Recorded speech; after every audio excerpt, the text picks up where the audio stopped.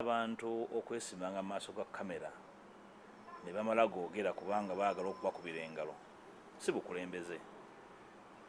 Omuntu atamanyi kye bayita bwannakigwanyizi ekyo kitegeeza. Batwale omusaalaba gwabwe bagwetike bakuulite nagwo mu constituency zaabwe babagambe kikino 10 twakireese twakifunye Museveni yatuguliridde twayise etteeka ly'emmwanyi tugenda n'okuyisa UPDF Act tuzeewo kooti masho ne tubaleese tubaweeyo kasente bazitwale bazisasulemu amabugo baibo bati babatwale nga kakoze eki nga kaguddeyo ekyo kyabwe. Ekyokubiri political action ya munnabyabufuzi parliament tugikuweera mu kalulu. For example, I belong to a national unity platform. Any member who has not fully obeyed our party in the next few months, by the most of them are from Central Region, and I'm the field commander here. Anybody who has not behaved well, we are going to that constituency to say we need another person. And we are bold to say so. Do you hear me? Buli member wa nupu ateeyisiza bulungi ajemera ebiragiro bya pate njogera ku bya nupu kwaliwo abeebiina ebirala mu myezi egiddako nze field commander tugenda mu constituency ya buli omu buli abadde alimu embaliga oba tugwa oba tetugwe tugenda kuteekayo omulala omutuufu. That's a given. Okitegedde ekyo? And it's going to be done without fear of any contradiction. It's a new day and we need a new behavior. Thank you so much. Buli mubaka wa parliament tuyisiza okutandika ne kaakati. Tuyisiza nti we are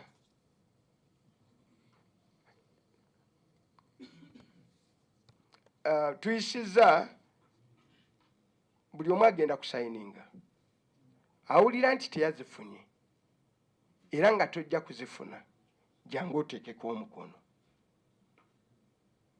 Tubasaba mwenna gye muli ng'oli naffe ng'olira ssente zino tewazitutte era tojja zitwala jangu oteekeko omukono ku kigambo ekigamba sijja zitwala saazitutte era nzikola ki nzevumirira. Kyekitono kye tusobola okukolawo kubanga tetuli mu mitima gy'abantu tesusula mu nnyumba z'abantu tetubeera nabo ekiro n'emisana ate tetugenda kubalundanga nte n'olwekyo tetuli balaalo titugenda gendeeyo tulunde ababaka olw'eggulu oyiseewa olw'osuzeewa obwo obusobozi tetubukola ki tetubuyina. N'olwekyo tubasaba mujje muteekeko omukono amannya gonna kigenda tutwalira tetulina budde bungi ku luno era buli omu talowooza nti tugenda mulinda. Wiiki eno weeneggwerako ku bbalaza buli amannya ago tujja gassa mu media tulage nti bano be basobodde okuvaayo ne bateekako emikono nga bazeeganye ssente z'ekibi eza sitaane tebaazitutte. Kye tusobola okukola otherwise tubeebaza nnyo okubeera wano. Basooka kunyumyamu otegedde ne Bayibuli egamba nti kigambo n'afuuka omuntu kati okunyumya kwafuukamu ddi okubi. Nolwekyo twagala okukubiriza bannayuganda by the way mwongere okunyumya ku bubbi. Ekisooka ku buvunaanyizibwa bwennyina n'obudde bwennyina obugenda mu National Theatre sibuyina ate si kitone kyange kuzannya katemba. Singa mbadde wa poliisi enoonyereza ku balyake abantu abo bonna nandibayise kinnoomu buli omu abeeko obujulizi bwawa ku buli bw'enguzi bw'amanyi. Naye abantu okwesimanga mu maaso ga kamera ne bamala googera kubanga baagala okubakubira engalo si bukulembeze. Omuntu atamanyi kye bayita bwannakigwanyizi ekyo kitegeeza. Ba poliisi nandibayise ssekinnoomu bajje bawe obujulizi ku buli bw'enguzi bwe boogerako bwe batambula bakole ebitaliimu makulu. Ndowooza ekyokusalirwa nze obudde sibuyina mbadde bize nnyo ennaku zino nina obuvunaanyizibwa bungi nja basanga mu theatre yaabwe yakatemba.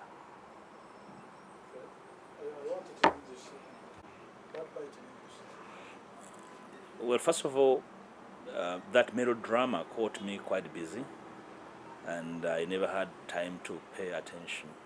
For I'm very occupied with very, very serious matters of governance in this country.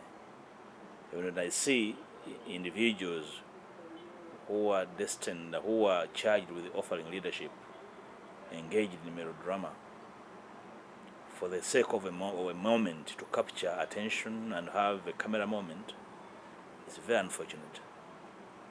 If the opposition in parliament was interested in fighting corruption, the person who led the signing of signatures chairs a Parker committee and surely knows where public resources are going. His leader in the opposition, he knows so well, Chair de Kosase, is very much alive to where public resources are being siphoned. So when I see them before cameras, trying to steal a moment and divert Ugandans from runaway corruption. The other day I saw the leader of the opposition in Ntungam, in one of the bottomless holes where public funds are siphoned, and was picking gifts. And I wondered how you do oversight and pick gifts at the same time, where public funds are being siphoned. Then you come on the floor and appear to be doing oversight. That is duplicity. And I can never be part of duplicity. If I were police, anti-corruption police, I would have summoned all of those individuals to come and make statements, to inform the world what they know about this corruption. Short of that, Ugandans should hold them in contempt. They are actually promoters of runaway corruption. They were massaging it. How can opposition go about this kind? Opposition must be alive and alert and know their position in parliament. But what I don't like to engage in is to simply arouse public attention over nothing we can table. If you're serious about it, please write to the IGG and table evidence that this corruption is thoroughly investigated. You cannot fight corruption in press conferences. You're either massaging it or abetting it. Table evidence and have the culprits investigated and prosecuted. We have seen the opposition flagging the Opposition must be the opposition that voices the wishes of the people, not a grandstanding opposition. Those flashing that sign and whoever is doing that, the individuals I know, are actually incubators of corruption. The day the world will know them, they'll be stoned in public squares. So I don't think that those who are saying so are genuine. They are part and parcel of incubating corruption at various levels in their parties, in their small offices. So I do not have respect for them. That's why I don't pay attention. and maybe the very final Gathered? by the sanctions you announced in that Who will sanction me? Over what? for failure to That's why I said I am not here for drama. I'm here for serious business. Okay? Yeah, let them go and sanction their fellow actors. I'm not a dramatist. Kasente kyabuzira nnyo. Actually goyinza okubeera omuzira w'omwaka senga okaalakaala n'ekikumi n'okireeta wano mu kisawo n'okiga nti kiki n'ekizibiti. Nze nange ndikuwaayo akakadde ng'ozireese.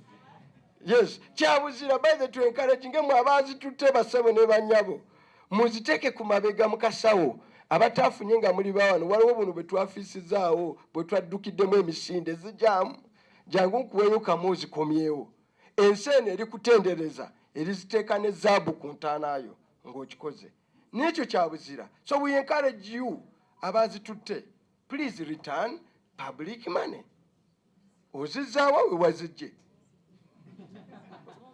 ozidizaani eyazikuwadde, tozireta wajjowero zidize yazikuwadde zitwale gye wazijje.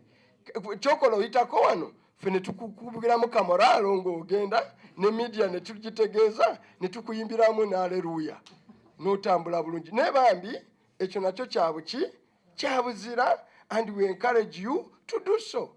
Tekiriimu ki sitaani. Ensi eno eriwo kusobya na kwenenya mwe muli obulokozi. Nze kyova olaba bencourage nze wano ti oli ne baaba abadde ku press conference eno okitegedde nga gwe owulira olina obujulizi nga si bwafubitizi si bwa mutima mubi si kukonjera muteekeko courage nti nga mpulira gwe wabaddewo naye tulina obujulizi obukola ki obulaga abalala bagenda kukola ebintu bibiri. One, buli eyayisa etteeka ly'emmwanyi kitegeeza yazitutte. Buli anaagenda n'ayisa etteeka lya UPDF naye ajja kuba yazitwala. Ebi litmus test. Genda okebere buli eyali n'agamba yes ku mmwanyi bamwebazizza good behavior. Bino ebigambo byammwe na mu mawulire mwe mwabireese nti by the si byaffe mwe abamu mwe mwawandiise nti the president abeebaza for good behavior. To do what? Okukola okuyisa etteeka lyaki ly'emmwanyi. Abaalisa tobamanyi. Ekyokubiri ogenda kubeerawo ne kamera yo n'amaaso go ate olabanga bulungi ku olwo tojja ne galubindi nga tuli mu tteeka ery'obwaki UPDF Amendment Act. Please bw'onoolaba ku ludda luli abagamba nti gwe owa bulijjo ogende mu court martial be baalidde.